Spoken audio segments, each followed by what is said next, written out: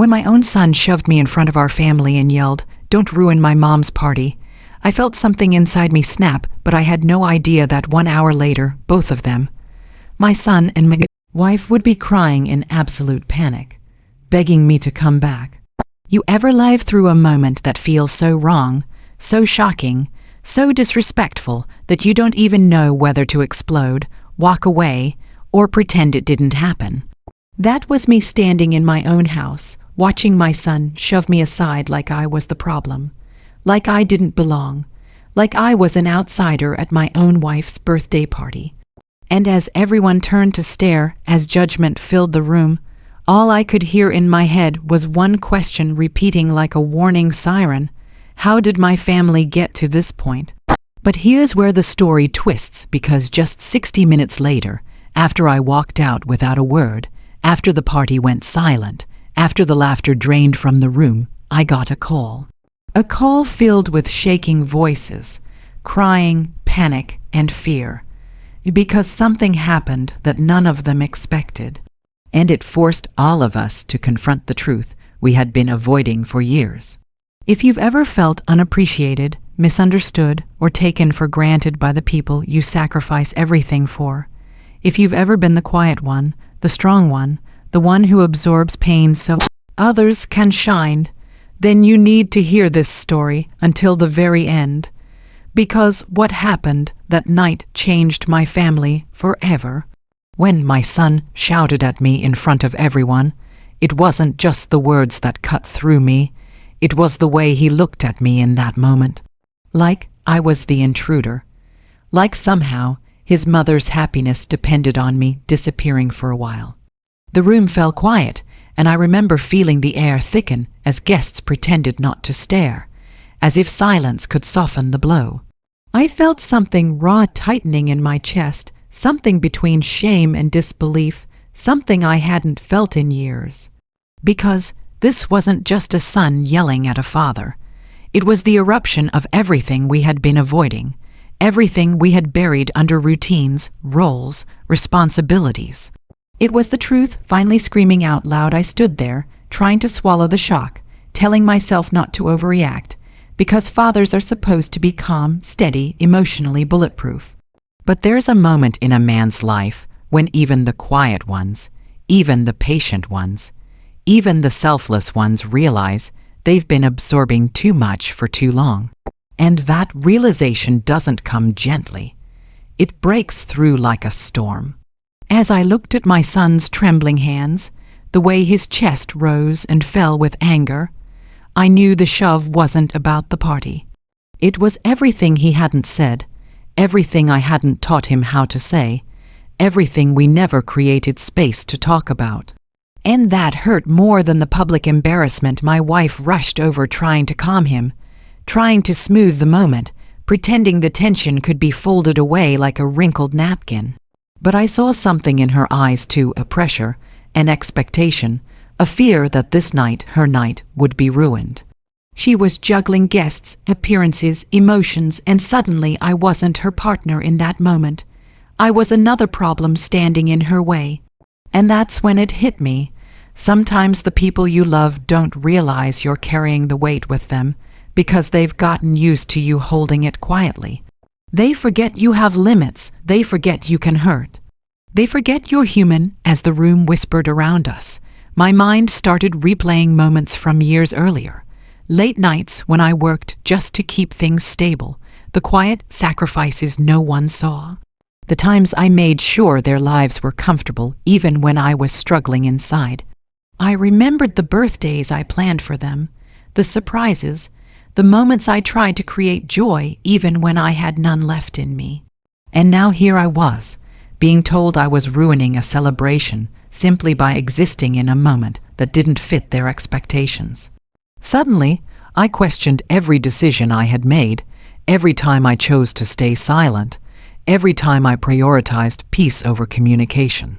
Maybe this explosion was the result of my silence, my habit of swallowing everything just to keep the house calm. My son's voice had been shaking, not just with anger but something deeper, something he didn't understand how to express.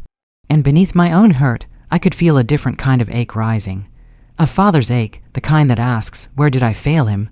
What wound has been growing in him because I never taught him how to speak before he shouts? I wanted to be angry at him, but part of me was angry at myself.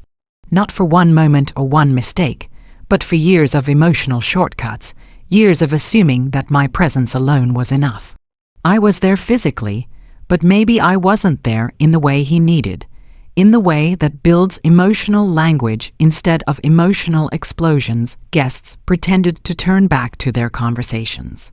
But they kept glancing over, their eyes carrying judgments they didn't even bother to mask. And in that moment, I felt myself shrinking, becoming smaller than I had ever been in my own home.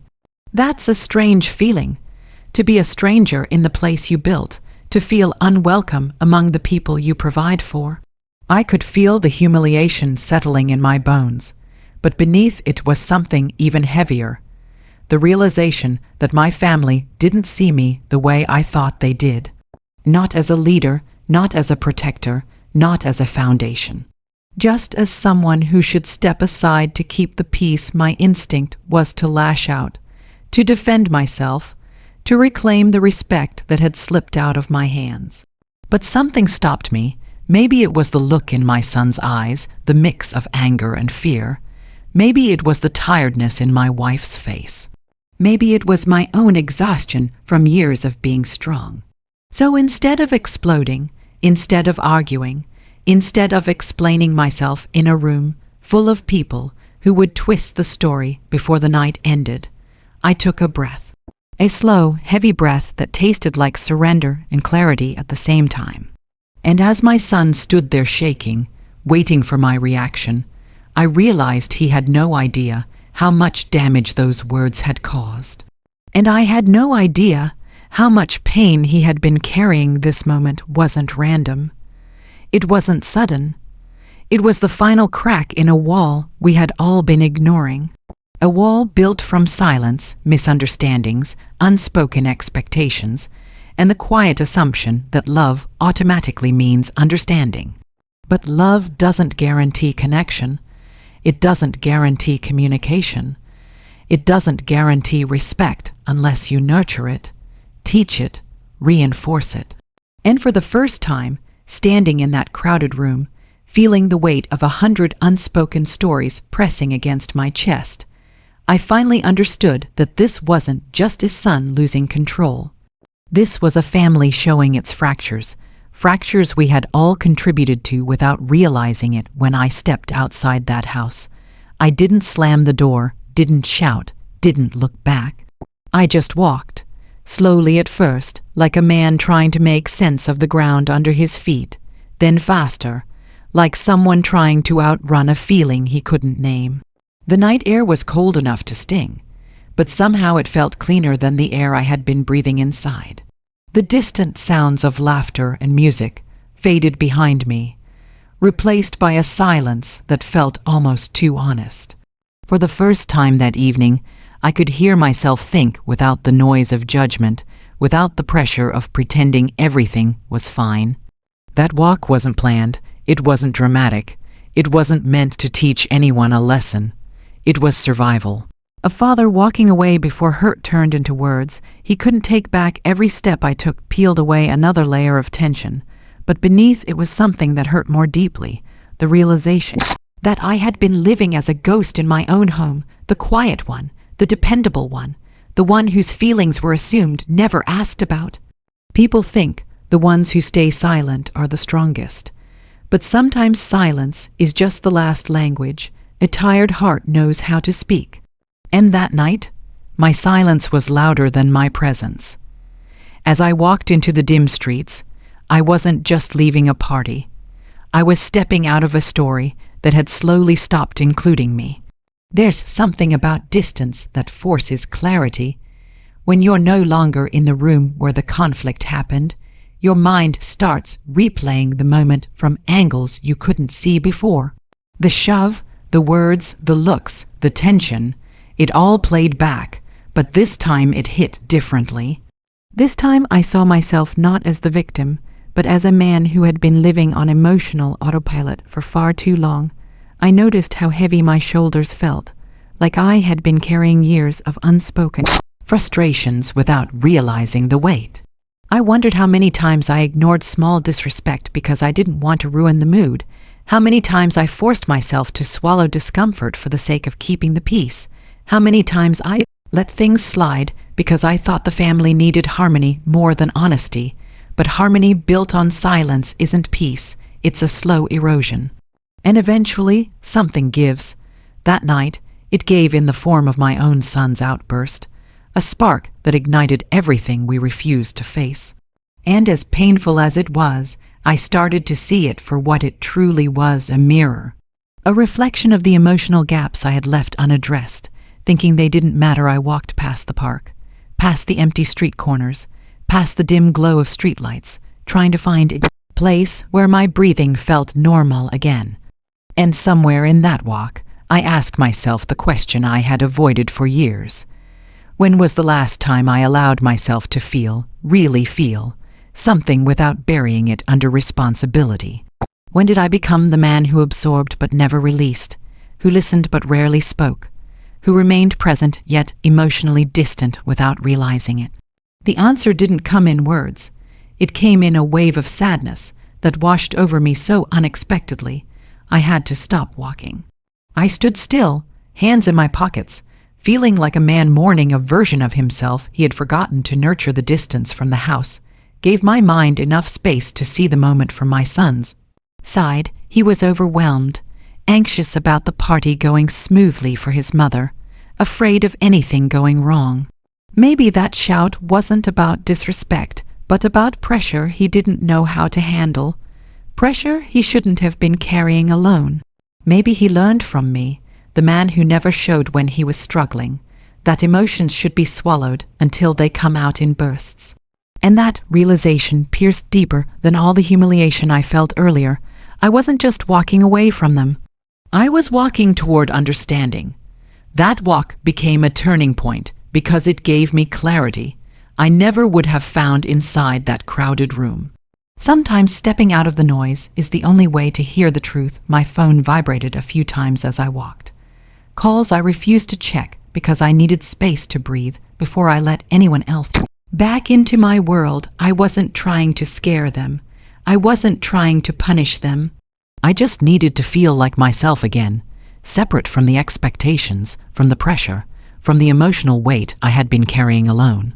I needed to sit with the pain instead of hiding it behind responsibility. And in that quiet, in that hour of being away from the place where everything cracked open, I finally felt something shift inside me. An understanding that staying silent in the name of love had created a distance between me and the people I cared about most. And that distance had grown so slowly, we didn't notice until it felt like a canyon as I kept walking. I realized something else. Leaving the room wasn't a sign of weakness. It was the strongest thing I had done in years. It was the first boundary I set in a long time, a boundary that said my dignity mattered too, my emotions mattered too, my presence wasn't something to be dismissed without consequence. That quiet walk became a statement, not to them but to myself, that I deserved respect. And maybe, for the first time in a long while, I believed it. I wasn't the problem, but I was part of the story that led to this moment, and acknowledging that didn't make me weak, it made me awake. Walking away allowed me to see the truth clearly, and even though I didn't know what awaited me when I returned, I knew one thing with certainty. This moment would change everything, because I was no longer willing to continue living unseen, unheard or unvalued within the walls I called home. I was halfway down the block when my phone finally rang in a way that didn't feel like another attempt to reel me back, but something else. Something urgent. The first few calls I ignored because I thought they were just trying to pull me into another conversation I wasn't ready for. But then the tone changed, the ringing wouldn't stop. One call after another. My screen lit up with my wife's name, then my son's, then back to my wife. And in that moment, for the first time that night, I felt a knot of worry form in my stomach. Not because they missed me, but because something in the timing, the frequency, the desperation, felt different. I finally answered, and all I could hear was panic. Real panic. Not the quiet tension from earlier, not the frustrated anger I walked away from. This was shaking, breath trembling, voice words falling, apart panic. My wife was crying, struggling to form a sentence, and behind her, I could hear my son's breath hitching like he was barely holding himself together at first. I thought something had happened to one of them physically, some sort of accident, something that needed immediate help. But then my wife exhaled a broken sentence that hit me harder than the shout, harder than the shove, harder than the humiliation. She said, "Please, please come home. We thought you were gone. We thought something happened to you. We thought you weren't coming back." I didn't respond right away because her words sank into me slowly, painfully, like the truth finally catching up with all of us. In the silence after her voice cracked, I heard something else, my son crying, not the frustrated, angry kind of crying. The kind that comes from fear, from regret, from the realization that a moment of thoughtless emotion created a consequence bigger than he ever expected. And for the first time that night, I felt my own breath shift, because it wasn't them calling out of pride, out of control, out of maintaining appearances. They were calling because they were scared that fear told me something I had been doubting all night, that my presence actually mattered to them more than I realized. Maybe too much, maybe in ways they never expressed. The sound of my son's voice in the background cracked something inside me. I could hear him saying, "Is he coming? Is Dad coming? Tell him to come. Please tell him." These weren't the words of a disrespectful child. These were the words of a boy who suddenly saw the consequences of his own anger. He wasn't afraid of punishment. He was afraid of losing me, and in that moment, everything inside me softened, but in a painful, heavy way. Because sometimes people don't realize how deeply they need you until they fear you're gone. Sometimes love isn't loud or poetic or beautifully expressed. Sometimes it reveals itself only through panic, through the breaking of a moment, through the possibility of absence. As I listened to them cry, I realized something important about the moment. Earlier, my son wasn't yelling because he didn't love me. He was yelling because he didn't know how to express the fear of things falling apart. He didn't know how to communicate the pressure he felt to make everything perfect. Children, no matter how old, carry the emotions of a household like invisible backpacks they never agreed to wear. And when those bags get too heavy, they burst at the seams. His outburst wasn't hatred. It was pressure cracking open. It was misplaced fear. It was emotional language he had never been taught to express, maybe by me. The panic in their voices showed me that the anger earlier wasn't the real story. The real story was the emotional walls we had built, the communication we had avoided, the misunderstandings we allowed to take root until they grew into something sharp enough to hurt all of us. In their desperation, I heard apologies without words. I heard regret in the pauses, in the breaths, in the trembling. My wife's voice kept breaking, not because the party fell apart, but because she realized what it meant when I walked away. For years, they assumed I would always be there, always be stable, always be strong, always be fine. And suddenly, for the first time, they faced the possibility that I wasn't invincible, that I wasn't unshakable, that I could be hurt deeply, and that realization scared them more than anything else. Their fear wasn't about the night. It was about the foundation of our family cracking in real time. And hearing that fear pulled me into a deeper understanding of them. They weren't crying because of guilt alone. They were crying because losing me, even for an hour, made them see the truth. Families break from silence, not conflict, from assumptions, not arguments, from unspoken love, not lack of it. As I turned around and started walking home, I felt something shift inside me. Not forgiveness yet, not clarity yet, but something important. A bridge being rebuilt in the middle of chaos. The calls, the crying, the trembling voices showed me something I had been too hurt to see earlier. They loved me, even if they didn't always show it in ways that honored me. And I realized something else too. Sometimes panic is the only thing strong enough to break down pride. Sometimes fear is the only thing honest enough to reveal truth. And that night, in that hour of separation, in those desperate calls, my family finally saw the emotional cost of their actions. And I finally saw the emotional wounds I had ignored in myself. Their panic wasn't a tragedy, it was an awakening. A painful one, yes, but a necessary one. The kind that forces people to face themselves. The kind that turns tears into truth. The kind that changes a family forever. When I finally walked back toward the house, the night felt different, heavier, almost sacred in a strange way. The same streetlights that I passed earlier now looked softer, like they were watching a moment unfold that none of us were prepared for. As I approached the door, I could hear movement inside, soft, frantic, trembling. My wife opened the door before I could even knock, her face streaked with tears, her makeup smudged, her hands shaking as if she had been holding her breath the entire time I was gone. My son stood behind her, eyes red, shoulders hunched, the kind of posture that only comes from realizing you crossed a line you never meant to cross. The moment they saw me, neither of them spoke. They just stood there, staring at me, as if waiting to see whether I had returned in body or in heart.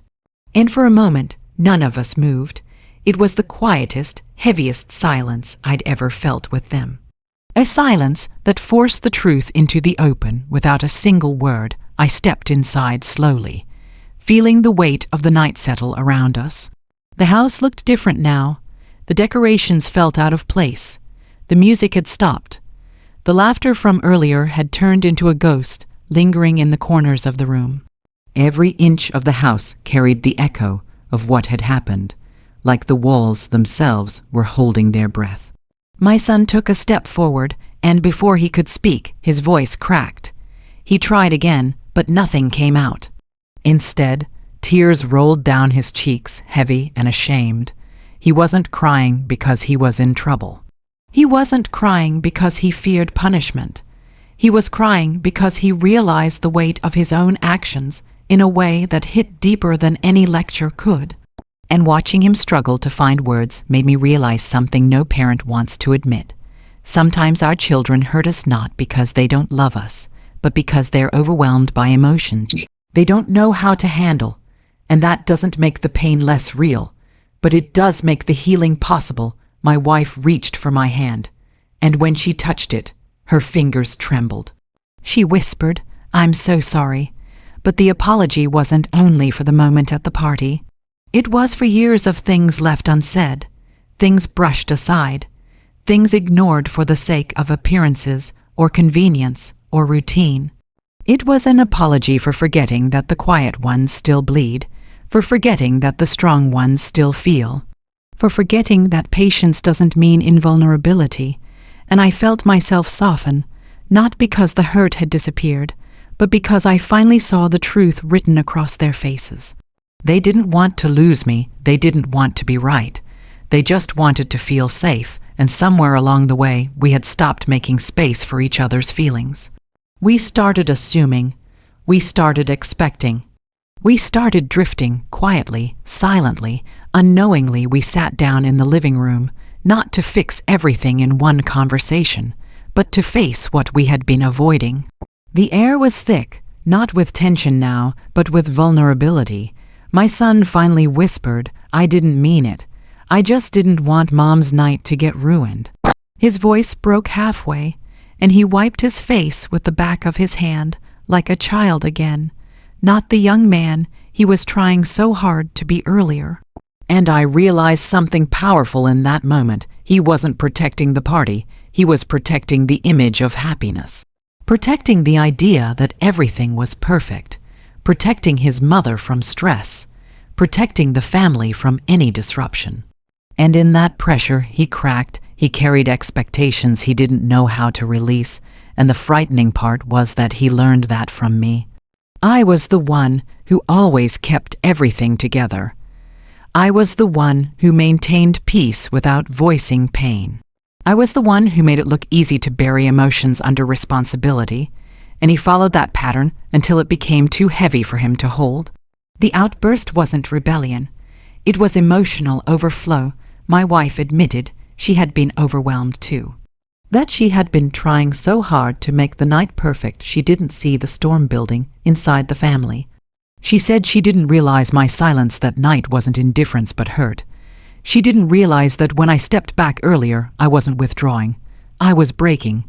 And hearing her say those words made something inside me shift. Because for the first time, we weren't talking as a mother, a father, a son. We were talking as three people who had finally hit the emotional truth they'd been avoiding. Three people who had spent too long surviving instead of communicating. Three people who forgot that love requires constant maintenance, not just presence. We didn't solve everything right there, but we rebuilt something more important than solutions. We rebuilt understanding. I told them how the shove felt, not to guilt them, not to punish them, but to let them see the human behind the father they took for granted. I told them how the silence had weighed on me, how the pressure to always be okay had worn me down, how I felt unseen even in the home I provided. And instead of becoming defensive, they listened, really listened. The kind of listening that only happens when fear shakes people awake. The kind that makes you feel heard in a way you didn't realize you were starving for. And in that soft moment, something rare happened. Respect returned. Not because of authority, not because of fear, but because truth creates space for respect to grow again. My son apologized again, but this time it came from a deeper place.